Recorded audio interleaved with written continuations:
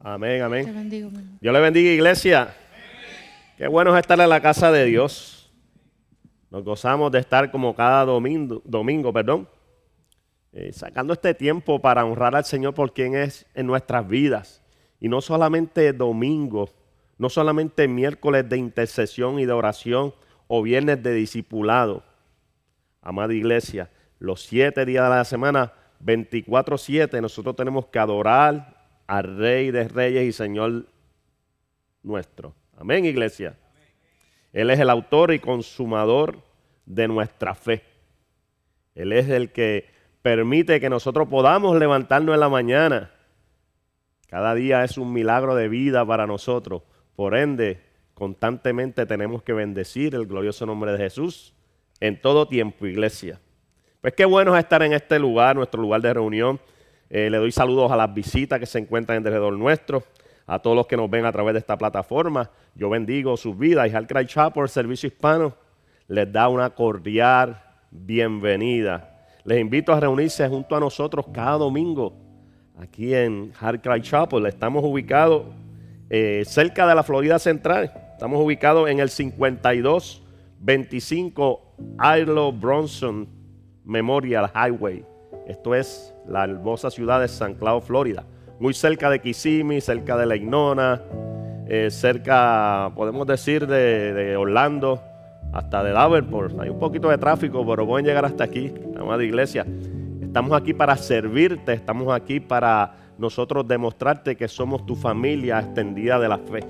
Estamos aquí para estrecharte la mano, darte una cordial bienvenida, entendiendo que esto se trata del Evangelio de Jesucristo, que es el modelo por excelencia. ¿Cuántos lo creen, iglesia?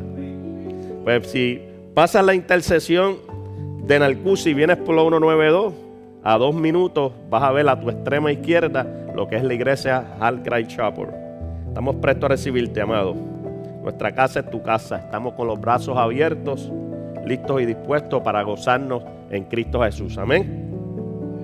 Pues iglesia, ya entró el verano, un poco de calor. Los procesos, ¿verdad?, de lo que son los cambios climáticos. Sé que está esto del polvo de Sahara, a mí me ha afectado un poco. Yo sé que tengo varias familias que no se encuentran hoy en la casa porque están afectados por de la garganta. Con la familia de Ginny, tengo la familia de Jonás también por la misma situación. Pero nos gozamos en Cristo Jesús de estar en este lugar. Por ahí veo que llegó Jonás, aleluya, gloria a Dios, bendiciones, qué bien, nos gozamos en el Señor.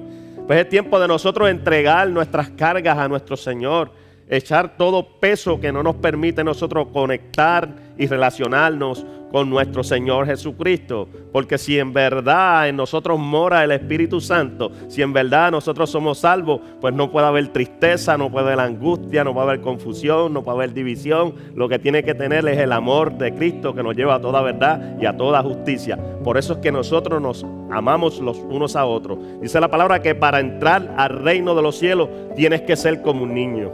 Iglesia, tener ese amor incondicional, ese amor hasta inocente, amado. A veces nos hieren, a veces sentimos persecución, a veces nos critican, somos imperfectos, pasamos por 20,000 vicisitudes, pero en nosotros tiene que resplandecer el amor de Cristo con cada persona con la que nosotros interactuamos. Y tenemos que tener presente en cada caso particular de vida cuál sería la postura de Jesús, cómo actuaría Jesús. Si estás haciendo compras en el mercado y alguien te empuja o se te va al frente en la fila, ¿cómo tú debes reaccionar? Con tu compañero de trabajo, que como dicen los venezolanos, que siempre le sacan la piedra, así que dicen. ¿Cómo tú te relacionas con él y cómo tú le modelas a Jesús? ¿Qué haría Jesús? ¿Haría lo mismo que estás haciendo? ¿Cuál sería la postura de él? Pues nosotros tenemos que tener ese modelo por excelencia. Incluso dentro de nuestros hogares, dentro del núcleo de nuestra casa, a los laterales, con nuestros vecinos, con la gente que nos rodeamos en el día a día, nosotros somos llamados a modelar al autor y consumador de nuestra fe, que es Jesucristo. Andar en ese amor y en esa empatía que Cristo demostró en todo su ministerio aquí en la tierra. Y de esa misma manera los discípulos siguieron esa comisión de amor y de bendición y de redención, que es lo que trae vidas al reino de los cielos, que es lo que alcanza al perdido, iglesia. Esa es la empatía que tú y yo tenemos que tener como iglesia, amén. ¿Cuántas alaban el glorioso nombre de Jesús? Pues hay que soltar todo peso, toda carga, entregarla al Señor y entender que el enemigo anda a sus anchas tratando de dañar, tratando de lo que se está haciendo como iglesia, derrumbarlo. Pero nosotros le creemos a Cristo y no le creemos a las circunstancias. Toda plan del enemigo queda inoperante en el glorioso nombre de Jesús, porque nosotros le servimos al dador de la vida, que es nuestro Señor y Salvador Jesucristo, y por ende andamos de victoria en victoria. ¿Y de qué? Y de gloria en gloria, amados, porque Dios nunca nos ha dejado, Dios nunca nos ha desamparado. Decía un corito que ni en la noche oscura, ni en el día de prueba, Jesucristo nunca me desamparará. Por ende, en Cristo Jesús somos más que vencedores, iglesia. Y este es el día que hizo el Señor, iglesia. Este día es día de alegría y de gozo. Amén. Porque la voluntad de Dios es agradable y perfecta. Hay veces que llegan situaciones a nuestras vidas que nosotros no entendemos por qué nos pasan. Decimos, ¿por qué? Si todo va bien, ¿por qué? Si todo va perfecto. Y llega algo de momento que cambia toda la atmósfera, cambia todo el plan que teníamos trazado. Pero ¿saben qué? La voluntad de Dios, vuelvo y les digo, iglesia, es agradable y perfecta. Dios tiene un plan mejor que el que nosotros tenemos. Por ende, nosotros tenemos que encomendar a Jehová nuestros caminos. Tenemos que confiar en Él y Él hará. Pues, amada iglesia, tenemos que tener ese norte, que es la cruz. Mirar a Cristo constantemente. ¿Cuántos lo creen? Pues en medio de las vicisitudes que podamos estar pasando, la palabra nos dice, el profeta Isaías en Isaías 61, levántate y resplandece, porque ha venido tu luz y la gloria de Jehová ha nacido sobre ti. Por ende, no podemos andar ni en tinieblas ni en derrota.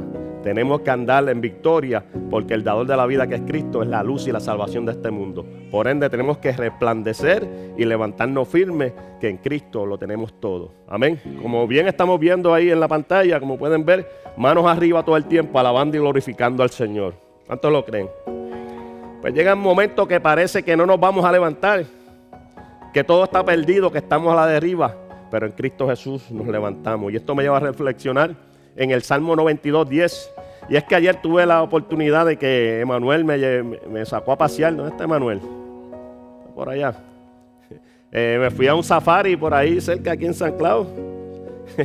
Y la pasamos súper, la pasamos en familia, la pasamos hermoso. Pero llamó mucho mi atención y de hecho puse una reflexión en las redes sociales acerca del Salmo 92:10. Y es que en ese safari que íbamos por ahí, bueno, está ahí, ya lo vi. En ese safari que íbamos, de momento estuvimos muy cerca de lo que son búfalos o bisontes. Yo no sé qué era aquella cosa, pero parecían búfalos, ¿verdad que sí? Eran búfalos. El detalle es que enfocamos al búfalo más cercano y yo veía cómo él se reincorporaba y se levantaba y mostraba toda su rudeza y su fortaleza, porque estaba como medio dormido, pero como cuando vio que el carro se acercó, se levantó en sus 4 patas y como que sacó pecho. Yo, wow, esto me lleva a mí, y le digo a mi esposa, vamos a grabar rápido, mira que vamos a hacer una reflexión para las redes sociales. Y es basada en el Salmo 92:10, que dice, pero tú aumentarás mis fuerzas como las del búfalo y seré ungido con aceite fresco. Y esto llama mucho mi atención porque el salmista utilizó al búfalo para poder tipificar lo que es la manera en que el Señor nos levanta y nos da nuevas fuerzas. Wow. Y es que el búfalo tiene unas características muy peculiares. Y es que este animal tiene una fuerza descomunal, una fuerza que no se compara con otros animales por su fortaleza. Y es que cuando más cansado está el búfalo, a diferencia de otros animales, es cuando más se multiplican sus fuerzas. Y entonces esto me lleva a mí a comprender un poco más lo que es la vida del cristiano, que en nuestras debilidades, en lo que podría ser para el mundo una derrota, es cuando nos levantamos más firmes y fuertes en Cristo Jesús. Porque, amada iglesia, la palabra nos dice que no hay ninguna condenación para los que están en Cristo Jesús. También nos dice, diga el débil, fuerte soy. Esa palabra está en Joel 3:10. Diga el débil, fuerte soy. Pues mi fortaleza está en Cristo. ¿Cuántos lo creen? Pues otro dato interesante del búfalo, y es que esto a mí de verdad me voló la cabeza. Sucede cuando le toca subir terrenos difíciles y complicados. Cuando el búfalo tiene que salir incluso de un poco de lodo, de una superficie resbaladiza, en una subida. Pues él hace algo que llama mucho mi atención, y es que crea contacto con la superficie, por más resbalosa que esté. ¿Y cómo lo hace? Con tracción. No es que es un 4x4, es un búfalo, iglesia. Pero sus patas delanteras se arrodilla con ellas, ¿sí?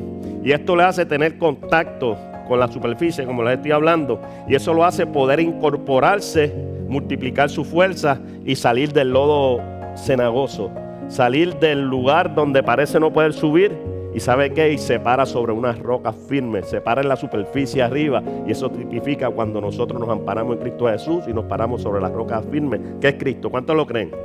Pues esto nos tipifica a nosotros, iglesia, cuando nosotros nos arrodillamos, como hace el búfalo, pero nos arrodillamos a orar, a clamar y a gemir ante la presencia de un Dios vivo. Dios escucha tu oración.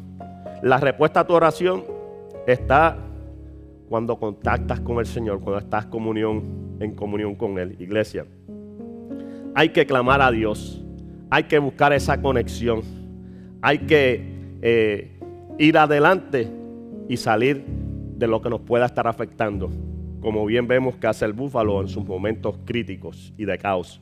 Incluso, el búfalo puede hasta escapar del depredador más peligroso de la selva, que es el león. Amén. Disculpen, que es algo que otros animales no pueden, porque el león es considerado el rey de la selva, al igual que otros depredadores peligrosos que pudieran ser presa fácil los búfalos, pero no. Y es que el búfalo tiene otra peculiaridad, iglesia. Cuando se ve en peligro, del búfalo emana de su joroba o de su lomo aceite, y ese aceite es muy resbaladizo. Cuando el depredador trata de atraparlo, se le zafa. Y así pasa en nuestras vidas. Por eso es que el salmista dice que me unges con aceite fresco, oye, como el búfalo. Porque cuando el depredador, el que dice la palabra que anda como león rugiente, que es un impostor, no es ningún león, trata de atraparnos, sale aceite fresco. Pero ¿de dónde sale? ¿Dónde proviene realmente ese aceite y esa unción? Del Espíritu Santo que mora en nosotros. El Espíritu que nos lleva a toda verdad y a toda justicia. ¿Lo creemos o no, iglesia? Pues estamos predicando una serie precisamente de eso, del poder del Espíritu Santo. Y explicamos que a través de las Escrituras el Espíritu es representado de diferentes formas. Hablamos que es representado como agua, ¿verdad? Como ríos de agua viva, como fuego. Cuando le dice al joven Timoteo, aviva el fuego del don que hay en ti por medio del Espíritu Santo. Como viento, como hablamos la semana pasada, como un viento recio, como el día de Pentecostés. Como paloma, cuando descendió y se oyó una voz del cielo y descendió el Espíritu Santo como paloma diciendo, este es mi hijo amado en el cual yo tengo compaciencia. Y entonces como aceite, el aceite de la unción, y por eso les traje pues esta breve reflexión del búfalo y el aceite fresco y cómo Dios multiplica nuestra fuerza. Y esto me lleva a mí al Salmo 23 también, iglesia. Me tiene que llevar directamente ahí a ese salmo que todos amamos y lo podemos leer 20,000 veces y tiene una palabra nueva y fresca para nuestras vidas. Que en uno de sus versículos dice, unge mi cabeza con aceite, mi copa está rebosando. Esto me lleva a reflexionar a la realidad de la unción del Espíritu Santo en nuestras vidas.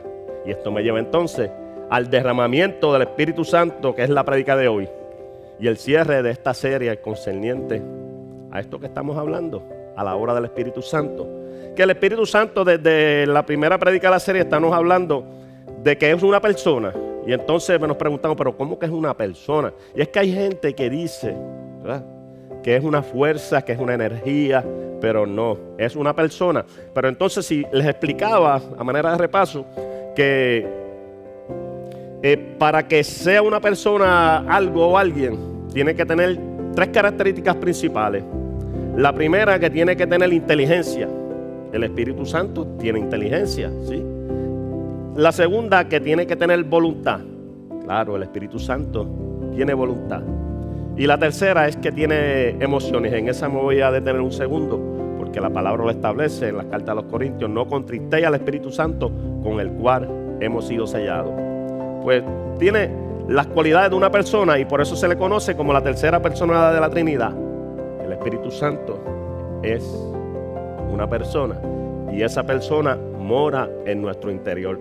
Y la persona del Espíritu Santo no es que apareció cuando Pentecostés, que de eso vamos a hablar ahora, sino que desde el principio, desde Génesis, la palabra nos comienza hablando del Espíritu Santo, cómo se manifestaba más adelante sobre las personas, sobre Sansón, sobre David, sobre Moisés, sobre todos estos hombres de Dios, sobre Abraham, sobre todos estos patriarcas. Se manifestó el Espíritu Santo de alguna manera, a diferencia de nosotros, que el Espíritu Santo mora dentro de nuestro ser. ¿Amén? ¿Cuántos lo creen, iglesia? Pues sin más preámbulo, vamos a ir a las Escrituras, vamos a ir al libro de los Hechos. Vamos a tocar primeramente 2 versículos, son los versículos clave de esta prédica, y estaremos predicando bajo el tema de Pentecostés. Vamos a ponernos todos de pies para la lectura de la palabra, que se encuentra Hechos capítulo 2, versículos 1 y 2. Una vez encuentren el texto, iglesia, me dicen amén para poder confirmar que estamos prestos para la lectura de su santa palabra. Aleluya. Dice la palabra en el glorioso nombre del Padre, del Hijo y del Espíritu Santo. Dice así: cuando llegó el día de Pentecostés, estaban todos unánimes, todos juntos. Y de repente vino del cielo un estruendo, como de un viento recio que soplaba, el cual llenó toda la casa donde estaban sentados. Pueden sentarse, amada iglesia. Dice que llenó la casa donde estaban todos sentados, y aquí pues nos estamos sentando nosotros también. Y estamos celebrando Pentecostés, iglesia. Pero para entrar en contexto con la lectura de la palabra de hoy, con el tema principal de este mensaje, Pentecostés, vamos a comenzar definiendo qué es lo que significa Pentecostés. Viene del griego Pentecoste, que es Pentecostés pero con K y sin S al final, lo cual significa 50 o 50, va a ser más correcto. Viene de penta viene de 50, amén. En el Antiguo Testamento, para analizar lo que es Pentecostés, donde primeramente se habla, es referente a una de las 6 fiestas que celebran los judíos, o el pueblo hebreo, o el pueblo de Dios. Entre esas celebraciones, la celebración de Pentecostés es la tercera más importante gran fiesta judía, junto a la fiesta de los tabernáculos y junto a la fiesta de la Pascua. Era conocida también la fiesta de Pentecostés como la fiesta de las cosechas, como la fiesta de las primicias, donde se recogían los primeros frutos del año. Pentecostés pues se celebraba 50 días después de las fiestas de Pascua. Pero me preguntarás, pastor, ¿me estás tratando de explicar lo que era el Pentecostés desde el Antiguo Testamento? Pues ahora me estás hablando de unas fiestas de Pascua. Explícame primero qué es la fiesta de Pascua para poder entender lo que es Pentecostés. Pues vamos allá. Las fiestas de Pascua también se conocen como la celebración del Cordero Pascual. El pueblo hebreo, iglesia, fue protegido por Dios por la sangre del Cordero. Esa sangre los protegió de la plaga de la muerte de los primogénitos, donde todos los primogénitos de Egipto, recuerda que fueron 10 plagas, pues entre las plagas hubo la de la muerte de los primogénitos. Y cómo el Señor libró a su pueblo de la mortandad de los primogénitos cuando llegó la muerte.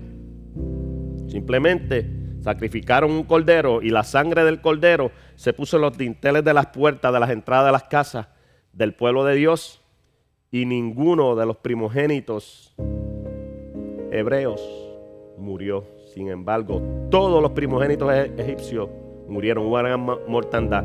Y esa fue parte de la clave de que el faraón, su corazón endurecido, se ablandó. Y no era para menos, imagínense, ese luto, el de su primogénito. se ablandó para que pudieran salir el pueblo hebreo, el pueblo judío, el pueblo de Israel, como le podamos llamar, a su libertad. Qué interesante, ¿verdad?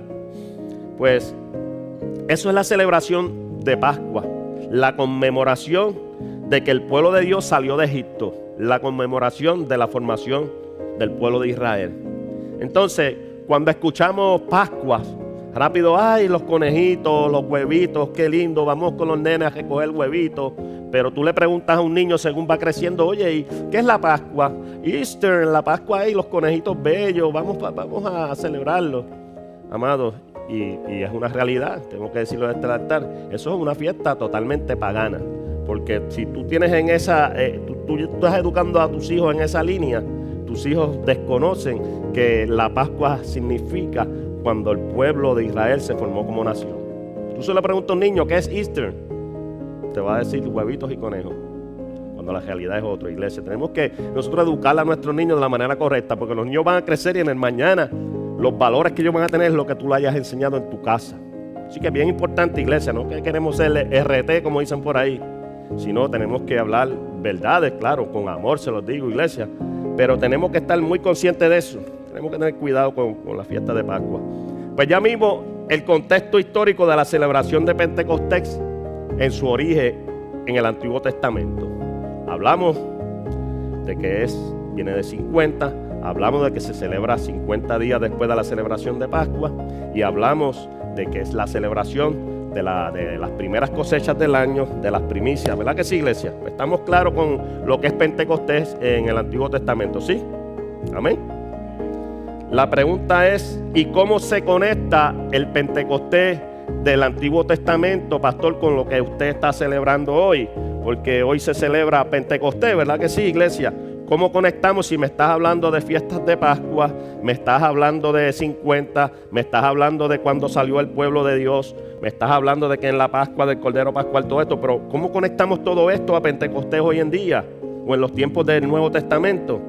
Pues vamos a ver, en primer lugar, el Pentecostés del Antiguo Testamento, vuelvo y les reitero, ocurrió 50 días después, reiteramos nuevamente, de que el pueblo de Dios quedó libre de la esclavitud y de la servidumbre en Egipto. La sangre del Cordero, repetimos nuevamente, protegió al santo pueblo de Dios y a los primogénitos en el proceso de la Pascua. De igual manera, la sangre del Cordero de Cristo, que es Cristo, escuche bien, fue derramada también como sacrificio en la cruz del Calvario en la Pascua. Recuerden que en el proceso de la Pascua fue cuando Jesucristo fue crucificado. ¿Verdad que sí, iglesia? Así lo dice la Biblia. 2 corderos. En el Antiguo Testamento se hacían sacrificios, ¿verdad? Pero en el Nuevo Testamento entró el segundo cordero y el último sacrificio, que es el Cordero de Dios que quita los pecados del mundo, que es Cristo. Pues ninguna condenación hay para los que están en Cristo Jesús. ¿Cuánto la daban? Por su sangre derramada en la cruz del Calvario es que nosotros somos verdaderamente libres. ¿Lo creemos o no, iglesia? El pecado tuvo que rendirse a los pies de Cristo por esa obra vicaria en la cruz, iglesia.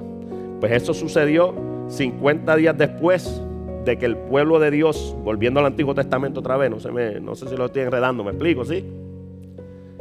Volviendo al Antiguo Testamento, 50 días después de todo ese proceso, se celebró básicamente el primer Pentecostés en el Sinaí, cuando se entregaron las leyes en las cuales iba a estar regido el pueblo de Israel. ¿Por qué? Porque allí se formó por primera vez el pueblo de Israel como nación, como un pueblo santo. ¿Cuántos lo creen, iglesia? Pero en el Nuevo Testamento llegó también 50 días después de la resurrección de Cristo. Qué interesante, ¿verdad, iglesia? Cómo todo conecta a la perfección de que Cristo es el Cordero de Dios que quita el pecado del mundo y que corre de manera paralela con el Cordero sacrificado en el Antiguo Testamento. Wow. En resumen, nuestro Señor Jesucristo, después de la resurrección, estuvo 40 días con los discípulos. Esto para llegar a lo que es Pentecostés. Entonces, esto me lleva a mí al primer capítulo del libro de los Hechos, que es una continuidad del libro de Lucas. Se entiende que Lucas escribió el libro de los Hechos, aunque otros, pues, hay un poco de controversia en eso. Pero bueno, Dice Hechos capítulo 1, versículos del 1 al 5, dice así: en el primer tratado, oh Teófilo, es a quien Lucas escribió, hablé acerca de todas las cosas que Jesús comenzó a hacer y enseñar. Dice el versículo, hasta el día que fue recibido arriba. Eso habla de resurrección. Después de haber dado mandamientos por el Espíritu Santo a los apóstoles, el cual había escogido. A quienes también después de haber padecido, iglesia, nos dice, se presentó vivo con muchas pruebas indubitables, apareciéndoseles durante 40 días y hablándoles acerca del reino de Dios.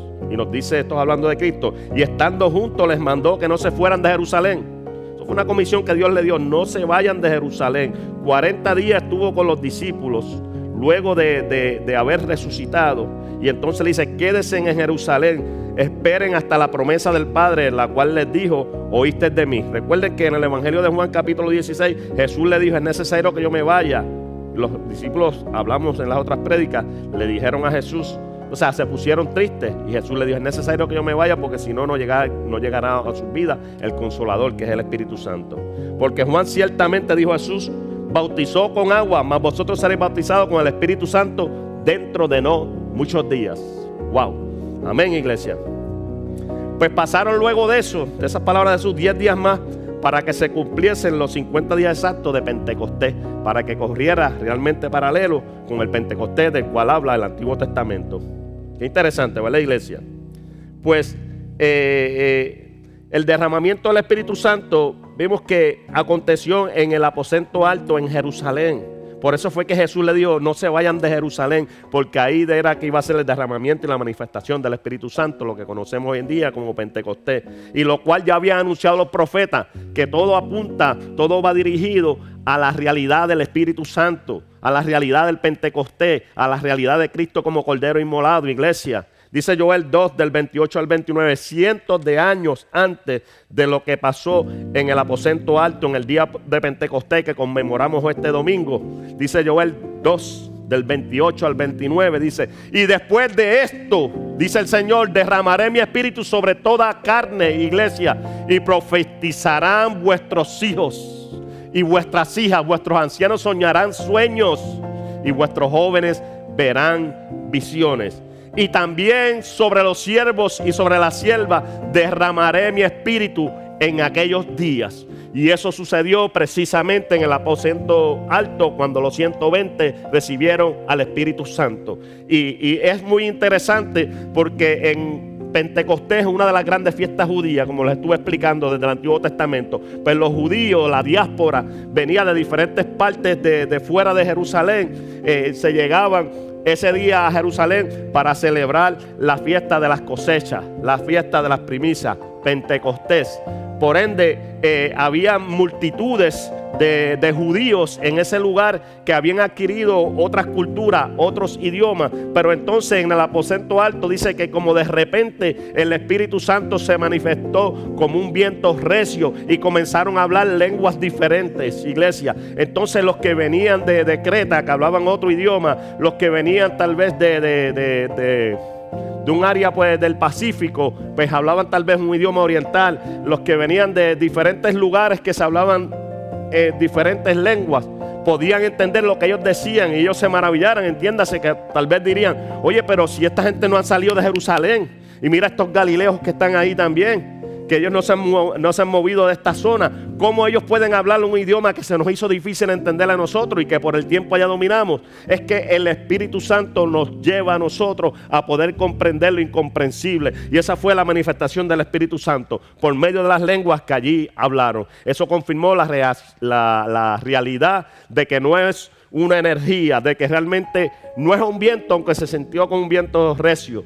Iglesia, es la realidad de que el Espíritu Santo empoderó a cada vida, a los 120 que allí se encontraron. Y de igual manera que nació Israel como nación santa en el monte Sinaí, en el día de Pentecostés y de las cosechas, de igual manera, 50 días después de la resurrección de Cristo, nació la iglesia cristiana, nació la iglesia que tú y yo conocemos hoy con los 120. Luego de esos 120, Pedro comenzó con el primer discurso en el cual se convirtieron 3,000. Luego se convirtieron, creo que llegó a 5,000, iglesia. La realidad es que la cristiandad entonces comenzó a esparcirse, comenzó lo que es la iglesia primitiva. Pero iglesia, dice Hechos 2, capítulo 41 al 47, algo bien interesante. Dice así: así que los que recibieron su palabra fueron bautizados. Por eso es que hay que bautizarse. Si hemos recibido la palabra de Cristo, el segundo paso que tienes que dar es bautizarte, iglesia. Si usted está aquí en algún ministerio trabajando y no se ha bautizado, ¿sabe qué? Tiene que andar en obediencia a Dios y bautizarse, porque es un mandato divino. No es que yo lo establezca como pastor, no es un capricho mío, no es un adoctrinamiento, por así decirlo. No, es seguir lo que dice la palabra de Dios, lo que dice la Sagrada Escritura. Pues bautícese si no se ha bautizado. De hecho, el día 22 de junio tenemos bautismo congregacional. Así que anótese, déjenos saber y anótese en la lista, que va a sentirse como nunca se ha sentido en su vida, porque la realidad del bautismo es algo realmente, como digo yo, y uso mucho la palabra, espectacular, iglesia. Disculpen.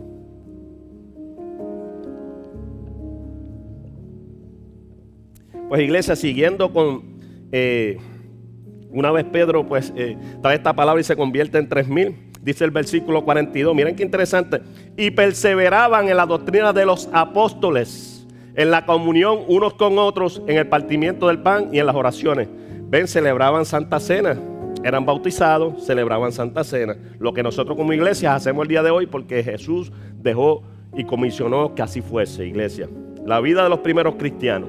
Dice el versículo 43, y sobrevino temor a toda persona, y muchas maravillas y señales eran hechas por los apóstoles. Wow, como empezó la iglesia, ¿verdad que sí? Todos los que habían creído estaban juntos y tenían en común todas las cosas. Miren qué interesante, que todos los que habían creído estaban juntos y tenían en común cada detalle de sus vidas, lo cual me lleva a los primeros versículos del capítulo 2, que dice que en el aposento alto estaban todos unánimes. Pues esto me habla a mí de coinonía, de unidad, de estar en un solo amor, como nosotros como iglesia.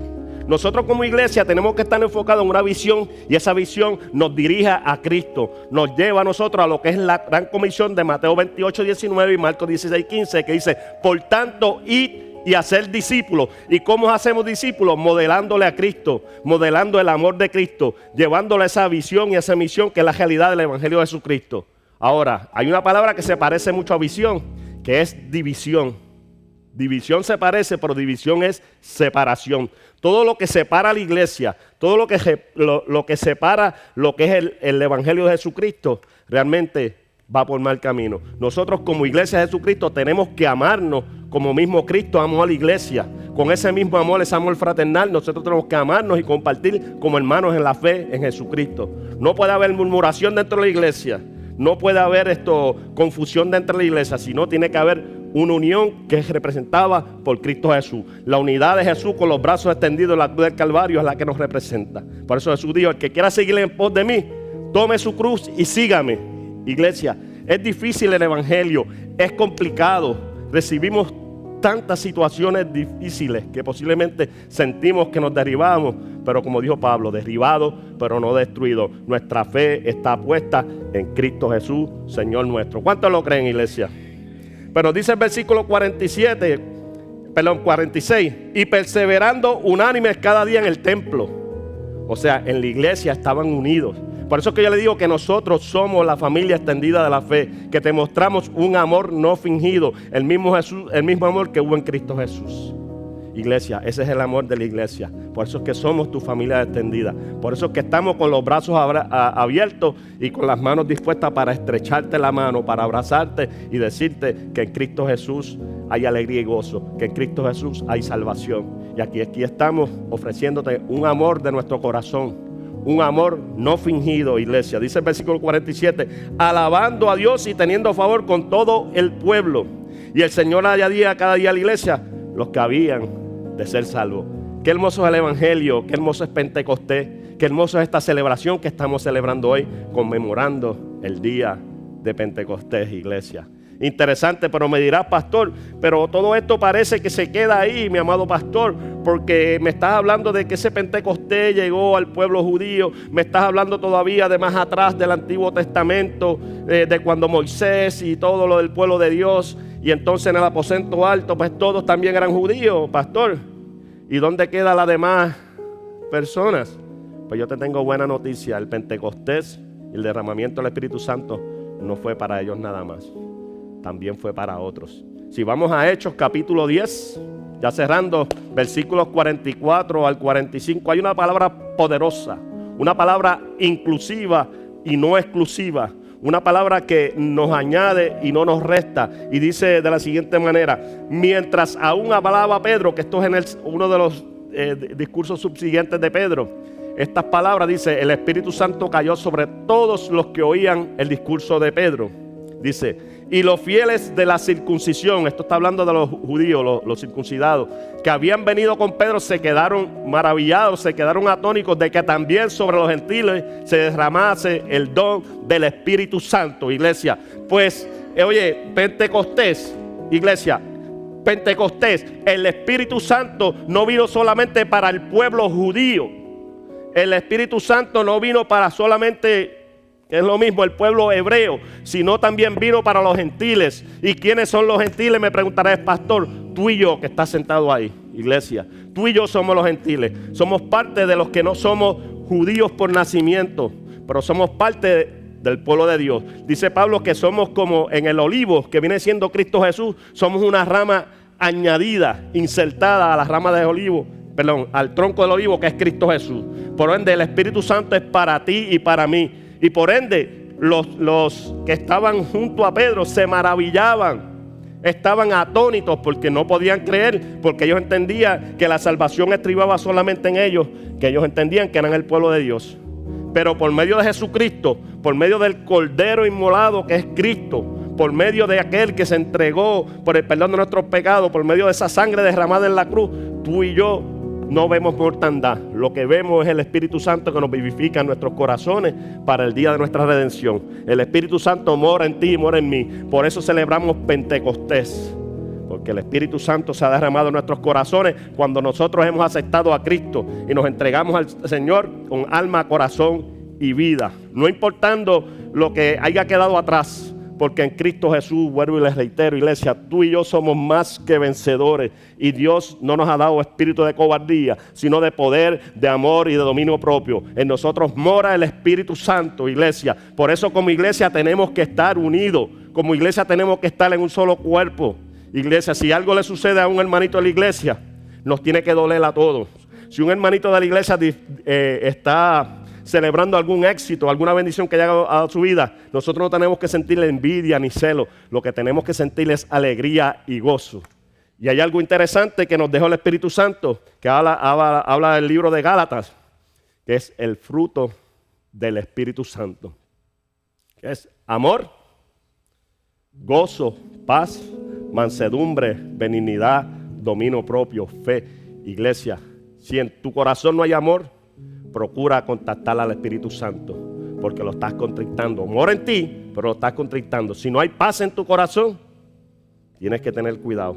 Si no eres manso, si no calculas y tienes dominio propio y no interactúas como tienes que actuar un hombre de Dios o una mujer de Dios, estás errando en el blanco y estás contristando al Espíritu Santo que mora en ti.